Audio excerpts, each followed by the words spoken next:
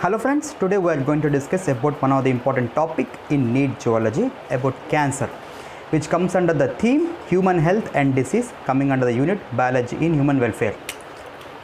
Cancer. Cancer, the word which is the most dangerous and dreadful word wherein no human being on planet Earth wants to hear in their lifetime. It is a major cause of deaths, human deaths across the globe, and in India over 1 million of cancer reports has been reported and majority of them dies annually. It depicts that cancer is the most dreadful disease. Okay, what's all about this cancer? Cancer technically is a failure of cell division control. Technically is a failure of cell division control.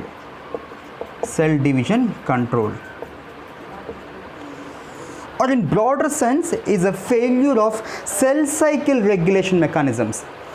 What exactly the failure of cell division control? Say for example, our human being is made up of trillions of cells, and each cell will undergo regularly the cell division, growth, differentiation, but in a controlled and regulated manner. It is not uncontrollable, it is not unstoppable, but in a restricted manner. But lack of or breakdown or failure of restrictions or regulations which controls this cell division is the cause for cancer. What we call uncontrolled cell division leads to cancer. Okay, that means it is clear that unchecked cell division leads to cancer.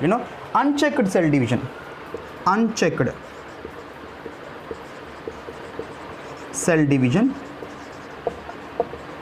leads to formation of neoplasm,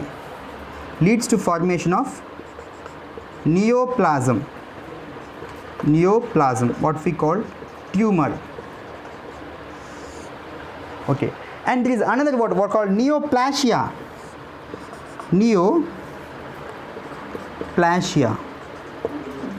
It is with reference to abnormal proliferation of cells. Okay, it is with reference to abnormal proliferation of cells. So it's about the basic introduction about cancer. That means simply the failure of cell division control is the cause for neoplasm. Okay, then before we go into the discussion, for better understanding we have to know the distinction between a cancer cell and a normal cell. Differences between a cancer cell and a normal cell. There is a concept called contact inhibition. Contact inhibition.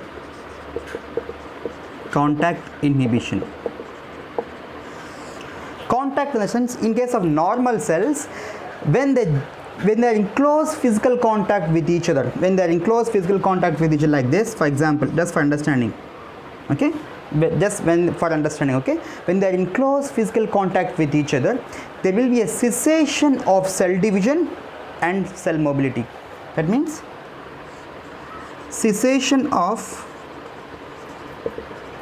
stopping of what we call cell division and cell mobility.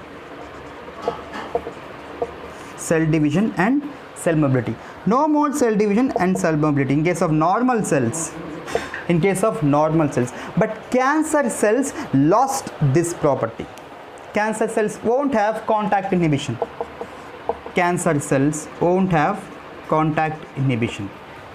Because of this, cancer cells undergo abnormal proliferation division. That means continuous cell divisions that leads to formation of tumors.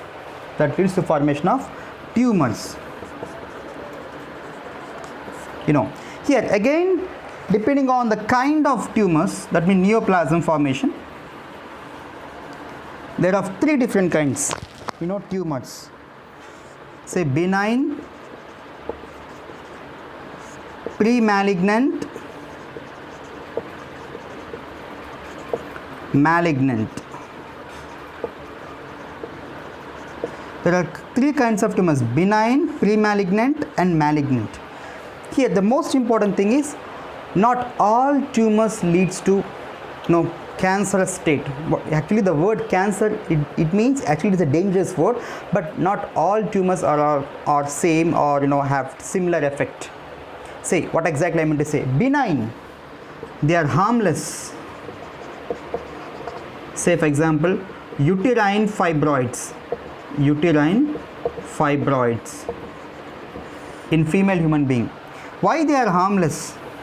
Because generally when a tumor have the ability to form a secondary tumors, what we call metastasis, then it become a harmful, that means a dangerous cancer. What exactly I mean to say? Say there is a kidney tumor. When this kidney tumor spreads to the eye, or a liver tumor when it spreads to the brain, then they are called the harmful. That means ability to form secondary tumors, what we call metastasis. That means then only they are considered as harmful tumors. Here, benign tumors are completely localized. They won't invade and affect the surrounding tissue, just localized, just like uterine fibroids. This is about benign. And pre-malignant it's just like in due course of time they become malignant. Here malignant, as I told you now, metastasis property. Here metastasis property. Whenever a tumor acquires a property of metastasis, then it is considered as a malignant tumors, because they form the secondary tumors, because they have the ability to spread to the distant locations of the body through blood vessels. So this is called dangerous. So the word neoplastic cancerous cells generally applies to malignant tumors. That means because of its dangerous condition to form secondary tumors. Therefore, cancer cells, otherwise called neoplastic or tumor cells. So this is about most important feature, contact inhibition. Cancer cells lacks this contact inhibition. Because of this, it forms tumors, and they are again of three kinds: benign, pre-malignant, and malignant. Malignants are dangerous because they form because they have metastasis property. That means ability to spread or cause secondary tumors. Okay. And second most important feature is that distinguishes a normal cell with a cancerous cell is Cataherance.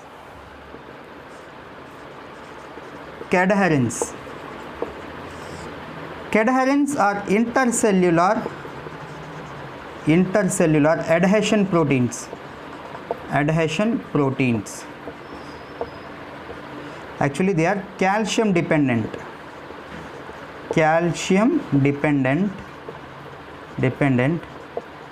membrane protein.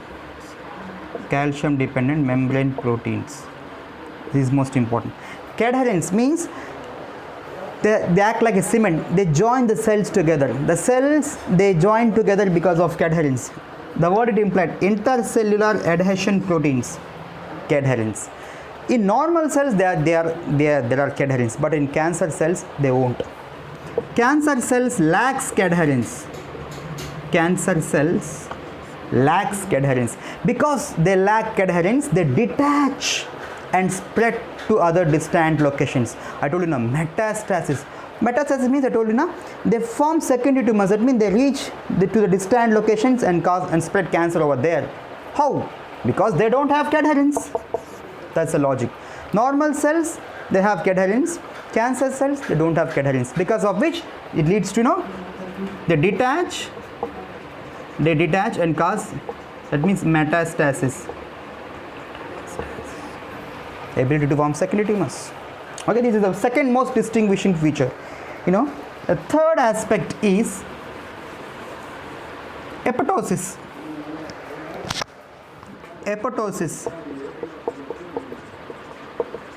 What we call programmed cell death.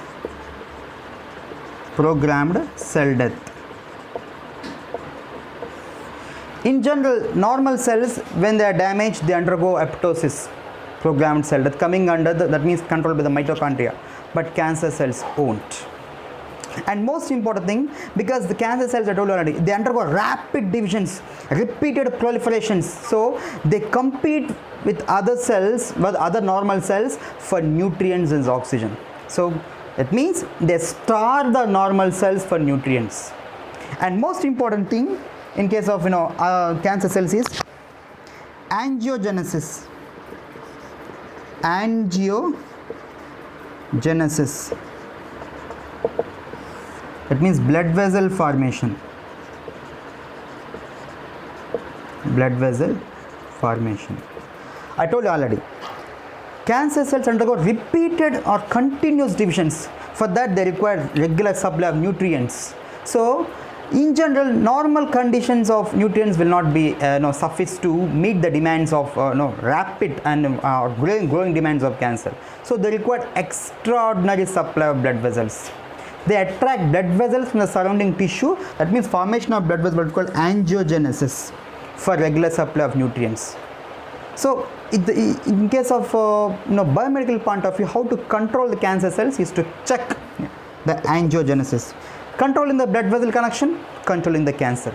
Because if we cut the blood vessel connection, that means the nutrient supply, cancer cells will starve and die. This is the most promising mechanism in controlling cancer. So it's about the distinguishing features and between cancer and normal cells, and how cancer cells become turn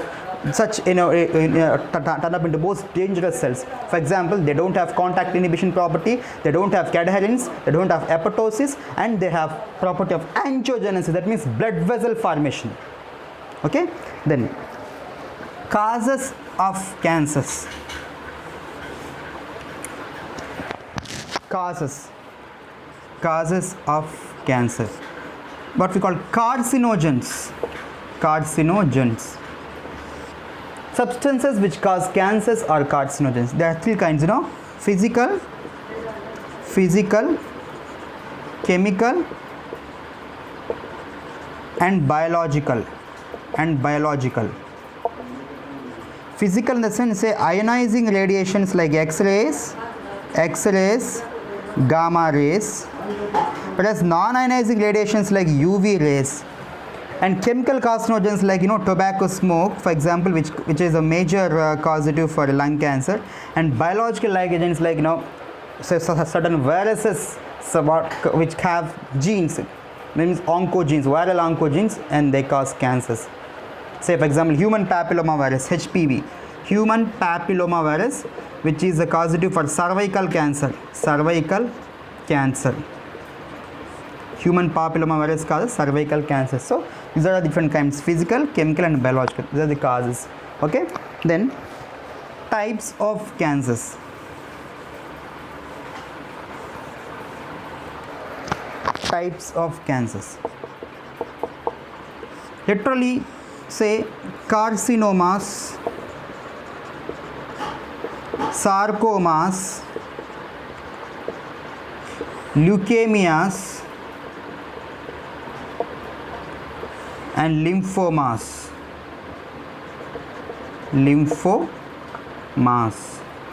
No, carcinomas means cancers of epithelial cells.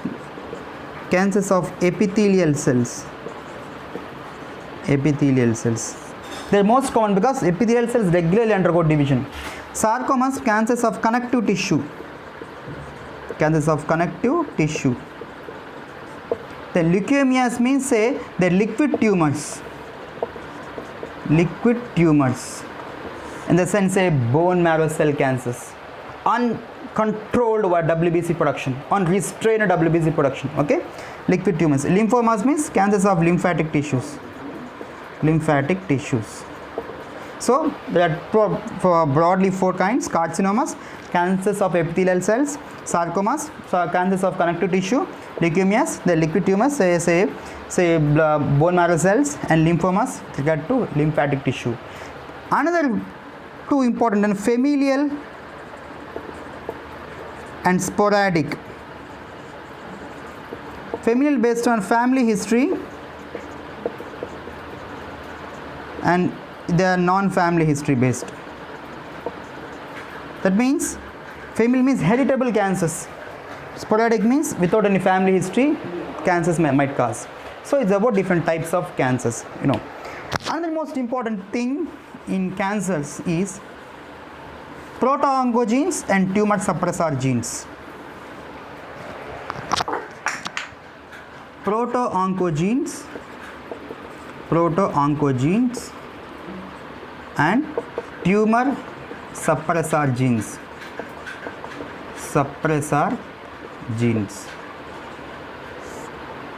Proto-oncogenes are normal cellular genes, but because of a mutation, say because of a mutagen, they turn up into oncogenes, they cause cancers. This is most important. And tumor suppressor genes, say P53 genes, they are present in the human genome. They encode a protein called P53 protein.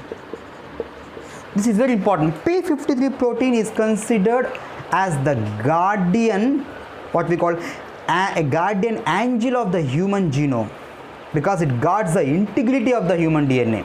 Why? Because in cell cycle we have already discussed in our previous classes, say G1, S and G2. Here this P53 protein, it plays an important role in G1 checkpoint.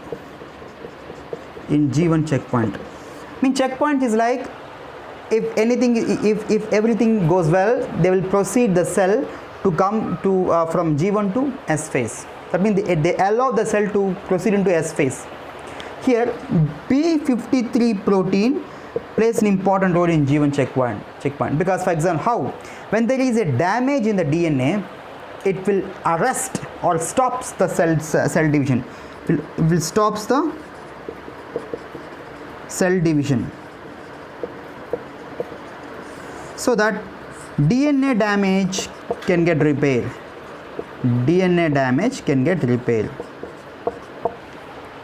If the DNA damage is repaired, then it will allow the cell to go into the S phase.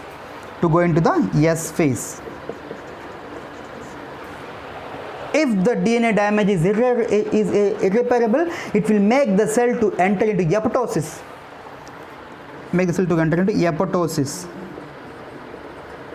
So the point is clear. If the damage is repairable, it will allow the cell to go into S phase. That's how it maintains the integrity of the DNA. I told you now, it is called guardian angel of human DNA, human genome. Okay, guardian angel of human genome. That is why they are tumor suppressor genes. This is very important. Okay, that's how the tumor suppressor genes plays an important role in controlling, that means in inhibiting the tumor formation. Okay, regarding other issues, detection and diagnosis of cancers. Detection and diagnosis of cancer.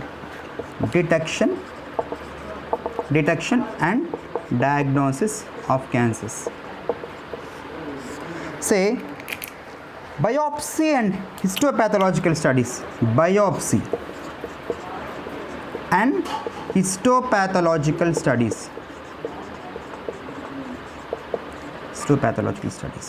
Biopsy in the sense, a suspected tissue a piece of the suspected tissue will cut down on the thin pieces, and they get stained and subjected to microscopic examination, what we call histopathological studies by pathologists. Okay, apart from these other things, X-rays, that means radiography, X-rays, then CT scan, that means computer tomography, then MRI, magnetic resonance imaging, they are all useful for detection of cancers in the internal organs. Cancers in internal organs. Say, for example, computer tomography, they use X-rays to generate three-dimensional image of the internals, whereas MRI uses powerful magnetic waves at the help of non-ionizing radiation to detect the pathological and physiological conditions of the cells. That is how the three modern techniques plays an important role in detection of cancers. Okay, so it's about detection and diagnosis. Apart from this, there are several novel techniques like say prostate specific antigen, PSA, prostate specific antigens, which are useful in the early detection of prostate cancer. Okay, another test is called Pap test or Pap smear test.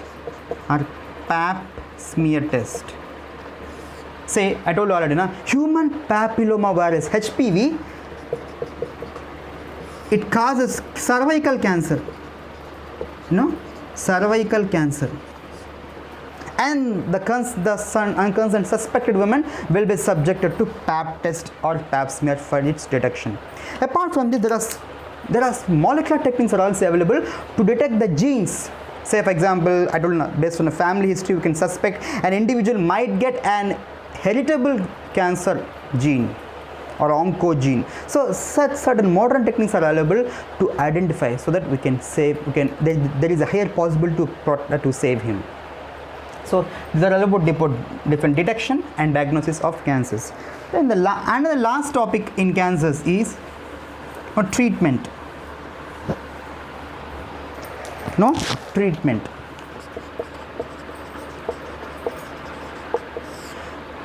The most important thing in surgery is radiation therapy, immunotherapy,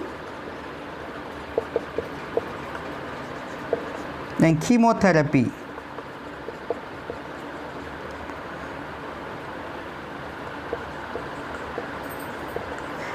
The most suitable combination is surgery, the radiation therapy and the chemotherapy.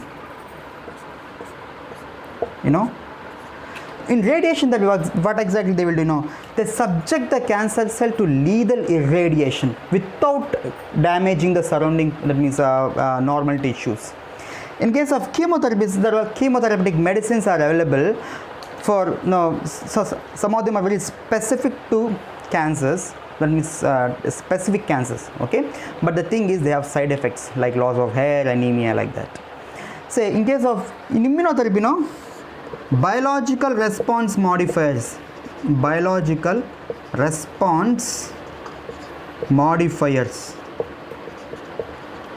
like alpha interferon, cancer cells won't allow the immune system to get destroyed by the immune cells. They won't allow, because they are not detectable. So to detect the cancer and to destroy, we'll add biological response modifiers like alpha interferon to destroy the cancer cells. So it's about different therapies, surgeries and radiation therapy, immunotherapy and chemotherapy. It is one of the most important topic in NEET zoology. So one should stress, and regular revisions is most important. Okay, thanks for watching.